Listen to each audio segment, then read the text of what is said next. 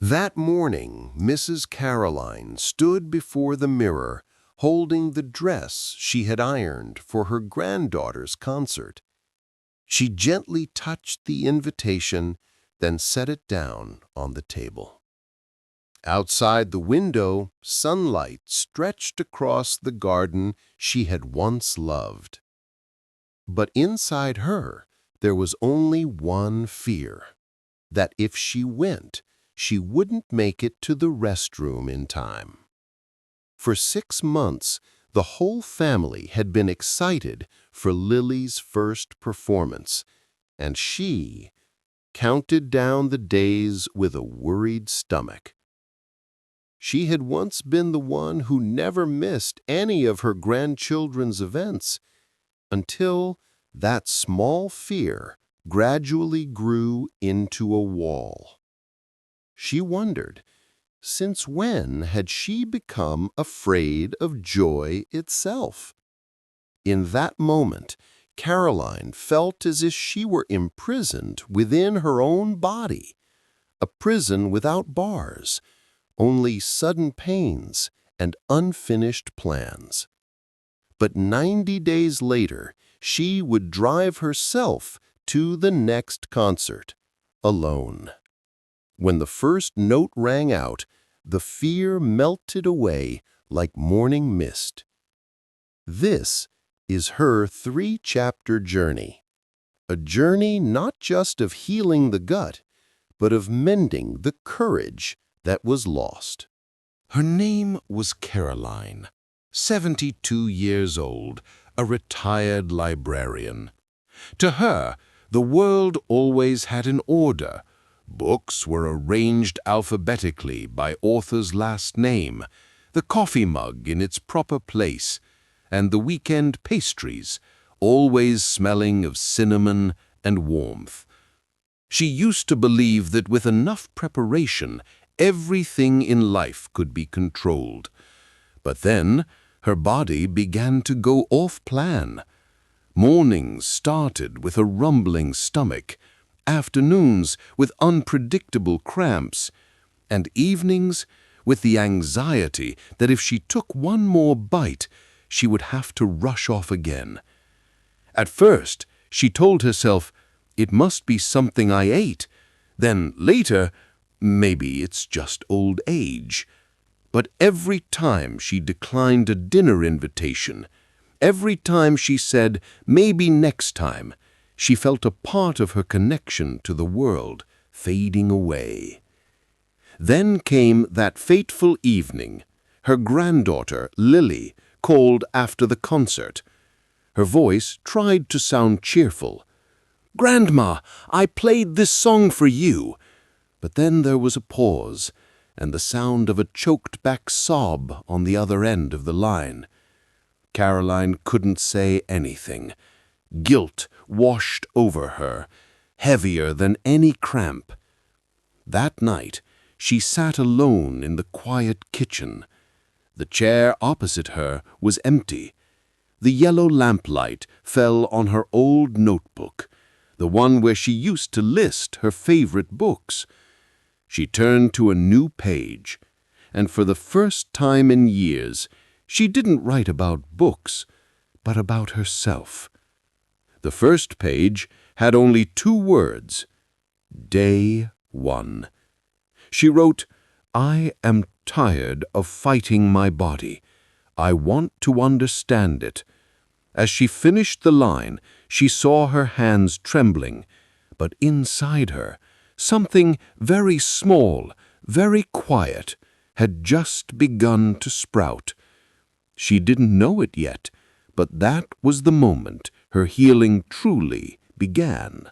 The next day, Caroline returned to the hospital. She no longer carried a list of forbidden foods like she used to.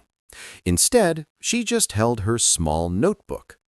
The doctor smiled at her. "Caroline, your gut is like a smoke alarm. Sometimes it goes off just because the toast is a little burnt." She smiled back, but inside, something clicked. For the first time, she understood. The pain was not the enemy. It was a signal. For years, she had only tried to silence the alarm, with pills, with diets, with silence, but she had never once asked, "Why is it ringing?"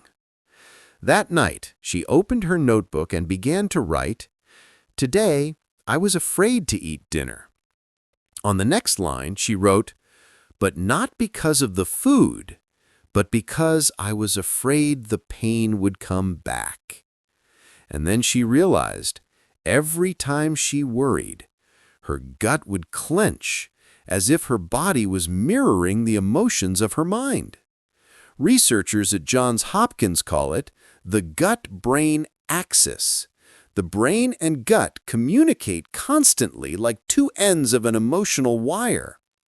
Once the mind is stressed, the gut hears it and reacts with a spasm, even if there's no real danger. Caroline remembered the tense dinners with her late husband, meals shared between just two people in silence. Every time, her stomach would tighten as if someone was squeezing it. It turns out the gut doesn't just digest food, it also digests emotions. She decided to try something new, not just logging what she ate, but how she felt before eating. One day, she realized the worst meals always started with anxiety. And on peaceful days, no matter what she ate, her body felt at ease. And right at that moment, Caroline began to relearn a skill she had long forgotten, listening to her body speak.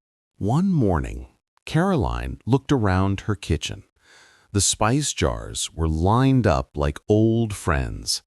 She realized it had been a long time since she had reached for the jar of yellow turmeric powder, the spice she used to use in all her soups. Back then, she used turmeric just for the aroma. Now, she read a study from UCLA. Curcumin, the active compound in turmeric, could reduce inflammation and balance the gut-brain axis. She smiled. Perhaps her body had known this even before science proved it. She started adding a teaspoon of turmeric to her chicken soup every morning. Not as medicine, but as a small ritual. She began to think of her body's insides as a garden. In that garden there was soil, there was water, and there were microbial seeds waiting to be cared for. She understood that years of stress, antibiotics, and rushed meals had let weeds overgrow in that garden. Now was the time to replant it. She changed things bit by bit. White bread was swapped for sourdough, apples for blueberries, cow's milk for almond milk. She didn't call it a diet.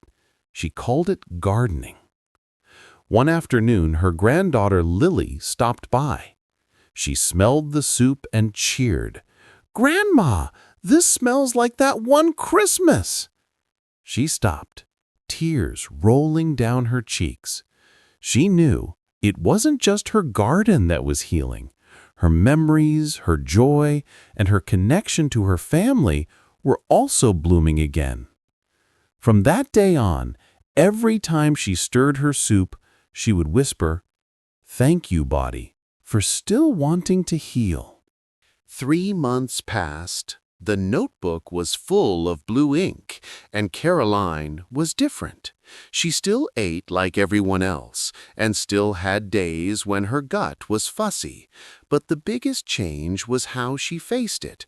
She called it a peace pact with her body. Instead of fighting it, she learned to listen and reassure it. At every meal, she would set her spoon down midway and just breathe for 3 minutes. 3 minutes to send a signal to her gut that said, "You are safe." At first, she thought she was just resting, but then she realized this was how her body was beginning to trust her mind again. One afternoon, Lily came into the kitchen. Seeing her grandmother sitting silently before her soup, she tilted her head curiously. Mrs. Caroline just smiled, put her finger to her lips, and whispered, "I'm listening." She integrated the 3-minute breathing habit into every meal, and 90 days later, something wonderful happened. The number of severe pain days dropped from 15 down to only 2 per month. But the numbers weren't the most important part. The real victory was the day she went to Lily's concert, driving herself there. Lily ran up, hugged her, and said, "You came! I knew you would!" Caroline burst into tears, not from pain, but because she felt free again.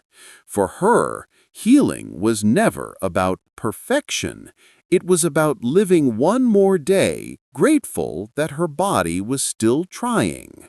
Caroline's story is not just a journey of healing and illness, but a journey of closing the distance between her body and her heart. She used to believe her body had betrayed her, but now she understands it never stopped protecting her. It was just waiting to be heard. Healing, in the end, is not a finish line.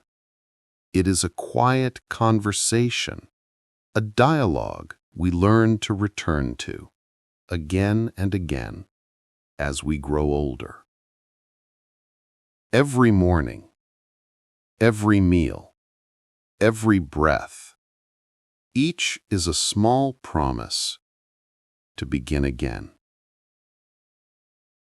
And that promise, that we will treat our body not as a machine to be fixed, but as a friend to be understood, that is where peace begins to take root. Perhaps that is the true meaning of aging. Not a weakening, but a deepening of our ability to listen. The next chapter, yours, mine, all of ours, is not written by symptoms or lab results, but by the quiet moments when we choose compassion instead of control. So before we close this story, take a minute to ask yourself, what is my body trying to say today? Because maybe, just maybe, this isn't the end of Caroline's story, but the beginning of our own. And if this story touched your heart, please share it with someone you love, someone who might still think it's too late to heal. And please, join our community, not just a channel, but a place where we learn together to age with mindfulness and a gentle gratitude for ourselves. Your body is speaking. It's time to listen.